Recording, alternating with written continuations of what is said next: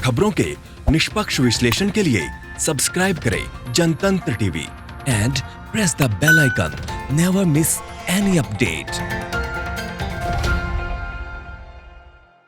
भारत चीन तनाव के मद्देनजर इस बार देशी कारीगरों की बल्ले बल्ले हो रही है, क्योंकि इस बार वाराणसी में देशी राखियों की मांग खूब हो रही है और लोग चाइनीज राखियों का बहिष्कार कर रहे हैं, जिसको लेकर यह अनुमान लगाया जा रहा है कि चीन को करीब 200 करोड़ रुपए की चपत लगेगी। ये रिपोर्ट देखिए।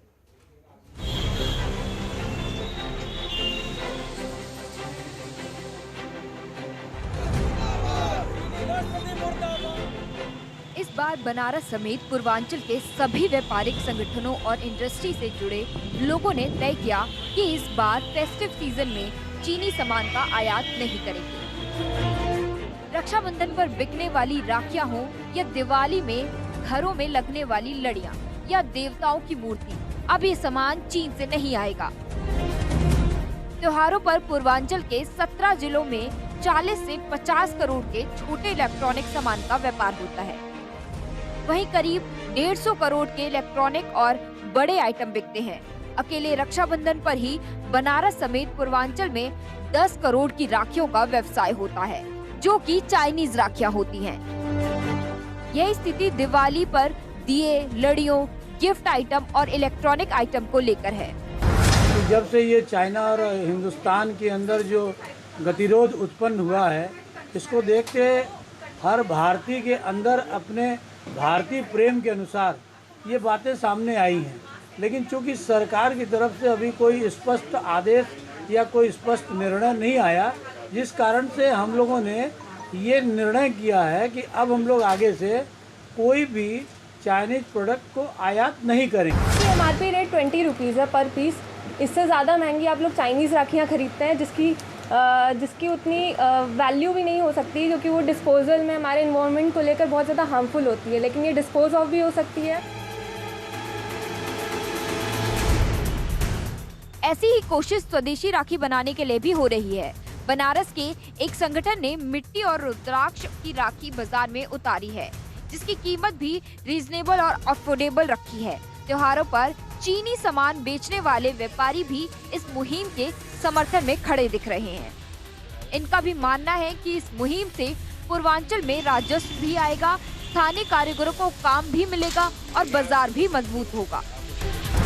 तो इस बार भारतीय त्योहार, भारतीय उत्पाद के साथ ये एक मुहिम शुरू हुई है पूरे देश में कि रक्षाबंधन से लेकर छठ पूजा तक हमारे जितने भी त्यौहार हैं, इस त्यौहार में हम चीनी सामान का बॉयकॉट करेंगे। और इसको लेकर हम तमाम लोगों से बातचीत कर रहे हैं। हम पहुंचे हुए हैं छोटा मॉल के सामने।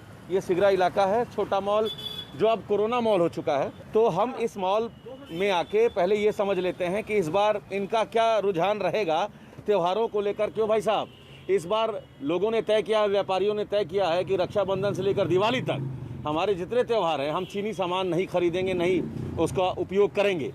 आप क्या सोच रहे हो? देखिए, यहाँ पे भारत में कोरोना की वजह से जो भारत की पब्लिक है, उन्होंने जो तय किया चाइना का विरोध के लिए, उन्होंने किया तो हम लोगों ने भी विरोध कर दिया इस बात का कि अब हम लोग भी नहीं बेचेंगे। जो हमारे पास माल था उसे हम लोग डंप कर दिए हैं और इंडियन माल पे ध्यान दे रहे हैं। और पूरा राखी हो चाहे दिवाली, सब ये इंडियन आइटम आ चुके हैं मार्केट में और यही बिकेंगे।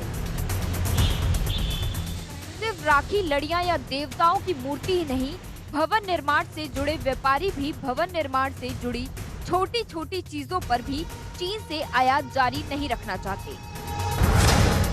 ऑल इंडिया ट्रेडर्स एसोसिएशन के पूर्वांचल प्रभारी सरकार से भी चीन के साथ व्यापार पर स्टैंड क्लियर करने को कहते हैं, जैसे कि चीनीज ऐप के मामले में हुआ।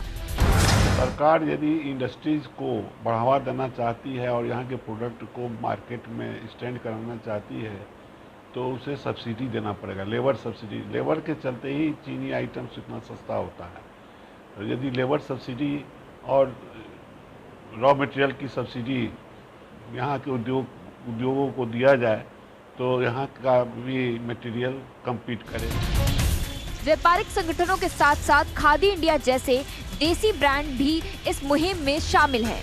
खादी इंडिया परंपरागत तरीके से दिवाली मनाने के लिए देश भर के कुम्हारों को दिए और लैंप बनाने की ट्रेनिंग दे रहे हैं।